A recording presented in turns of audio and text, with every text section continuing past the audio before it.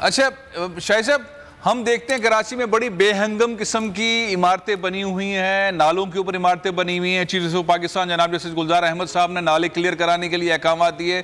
कुछ जगह पे बड़े बड़े नाले क्लियर हो गए हैं, गुजर नाला क्लियर हो गया है, औरंगी नाले को क्लियर किया जा रहा है। छोटे नाले शहर के अंदर बहुत सारे हैं, 300 से ज़्यादा छोटे नाले हैं। शेर शाह के इर्द गिर्द भी नाले हैं। ये जो इमारत है ये भी नाले के ऊपर कायम थी।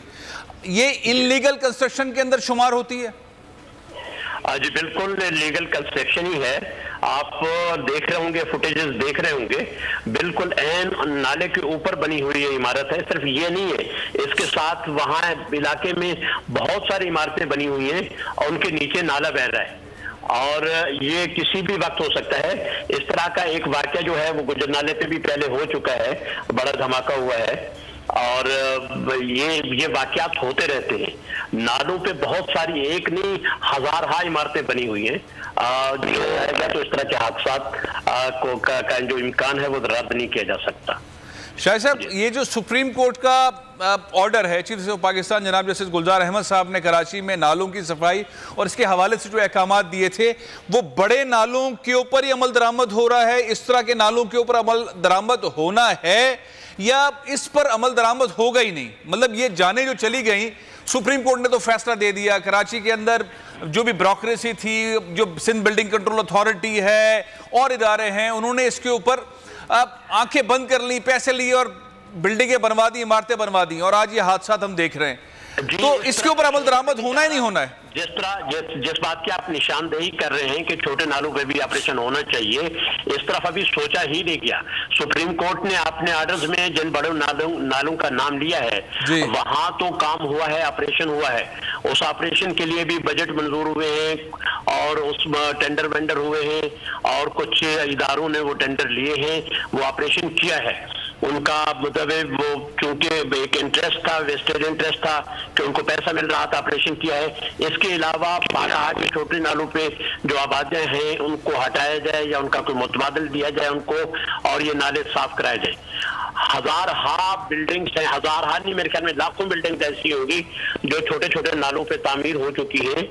सिर्फ नालों पे नहीं, जो कंड्यूट है पानी के, उन पे भी इमारतें तामीर हो चुकी हैं।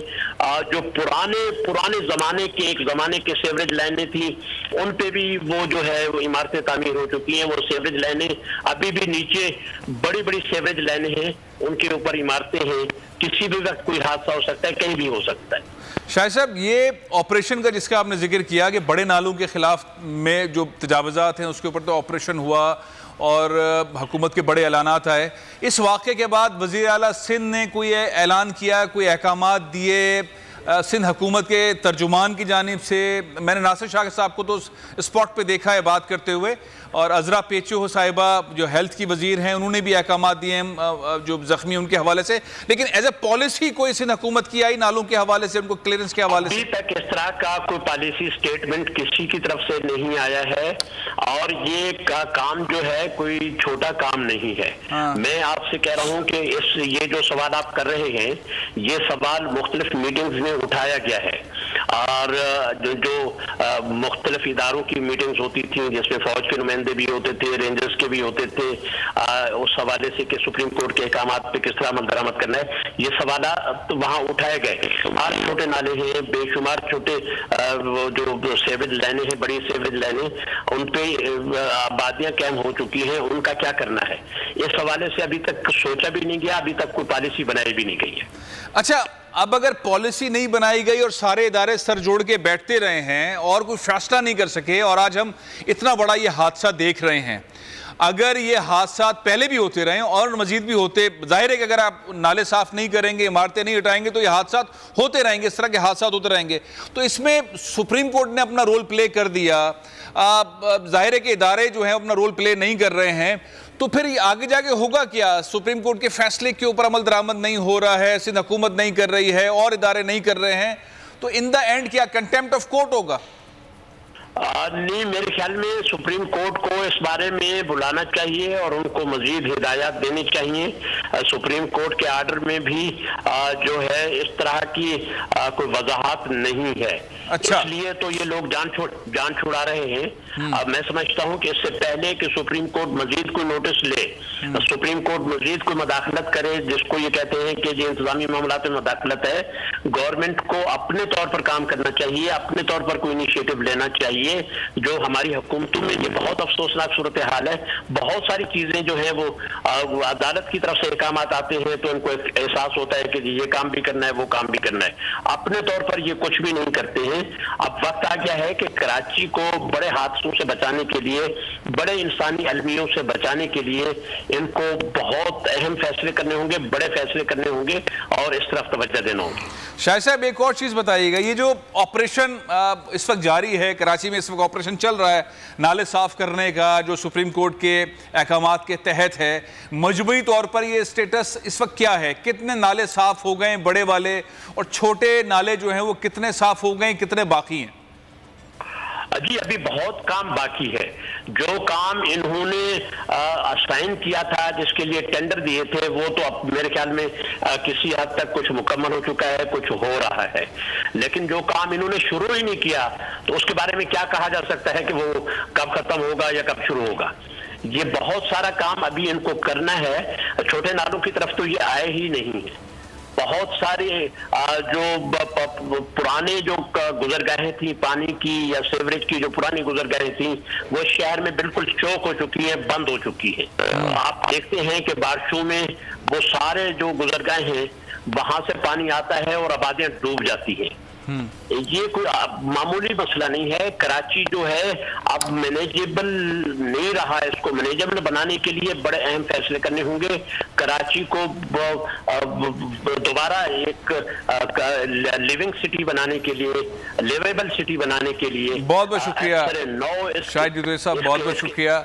अब नालों की सफाई का मामला चान के अहकामात के तहत हो रहा है। नालों के ऊपर तजावीज़ात बनी हुई हैं, वहाँ पे गैस लीक का वाक़या हुआ और ये एक बहुत बड़ा धमाका गैस लीकेज की वजह से हुआ। मेरी कोशिश है कि सलमान अहमद सिद्दीकी साहब जो स्पोक पर्सन है SSGC के, उनसे भी बात की जाए। और ये जो धमाका हुआ है उसके अंदर जो जानें ज़ाया हुई हैं, जो लोग जहाँ बाग हों, उसमें MNA आलमगीर साहब जो PTI के MNA हैं, उनके वालिद दिलावर ख़ान जहाँ बाग हो गए। उनका शोरूम था इसी इमारत के गिर्द जहाँ पर ये धमाका हुआ है। अब अगर यही सूरत हाल रहती है कि अगर तजावुज़ात ख़त्म नहीं होती और नालों के ऊपर तजावुज़ात कायम होती रहती हैं, हुकूमत कोशिश करती है सुप्रीम कोर्ट के फैसलों के तहत, अगर ये फुटेज देखा जाए तो ये ऑपरेशन करना इतना आसान भी नहीं है, क्योंकि ये सालों साल से इस तरह की कंस्ट्रक्शंस होती रही हैं, लीगल जगहों के ऊपर कंस्ट्रक्शंस होती रही हैं, तामीरात होती रही हैं, सिंध बिल्डिंग कंट्रोल अथॉरिटी देते रहे हैं। अब हकीकत पूछते हैं। पुलिस कहती है कि ये हादसा इसलिए हुआ है कि गैस लीकेज है। सलमान अहमद सिद्दीकी साहब जो तर्जुमान हैं SSGC के, वो इस वक्त मेरे साथ मौजूद है। अस्सलाम वालेकुम सलमान साहब। पुलिस कहती है कि ये जो हादसा हुआ है, धमाका हुआ है, गैस लीकेज की वजह से हुआ है। क्या आपके पास ऐसी कोई इंफॉर्मेशन है? देखिए जी, मैं बताना चाहता हूँ आपके तवज्जो से और भी सारे चैनल्स भी और पब्लिक तक भी ये पैगाम पहुंचा जाए। ये हमारी इब्तदाई टीम फौरन पहुंच गई थी वहाँ पे, उन्होंने अपनी इन्वेस्टिगेशन की है।